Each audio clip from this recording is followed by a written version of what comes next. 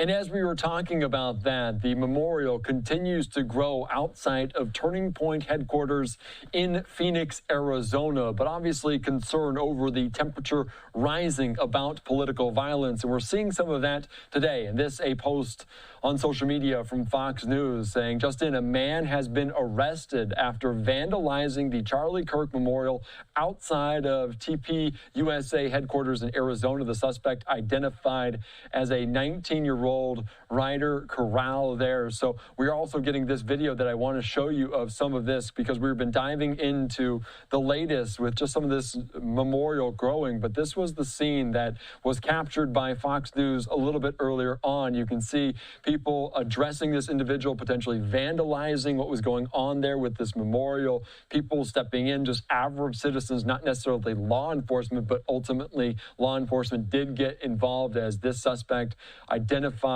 as a 19-year-old, as a man, is arrested. So you can see police, Phoenix police, there on hand, putting this individual in handcuffs or zip ties just across the street, as so much has grown since Wednesday. And we saw the initial outpouring for Charlie Kirk, the conservative commentator there in Arizona, a group that he founded a dozen years ago, co-founded a dozen years ago. Obviously, you see this individual now being let off is the memorial balloons, flowers, flags showcased on hand, and that is concerned potentially for next week. Any outside agitators, that is a kind of term that police, law enforcement have been using, but obviously concern in terms of that with the memorial that's going to be taking place next week in Glendale, Arizona, a very large venue, the NFL stadium of the Arizona Cardinals. Again, a live picture right there at that venue, but we're seeing different memorials pop up. This was the scene of where that initial vandalism, the arrest, took place earlier on today. It has quieted down a significant margin, but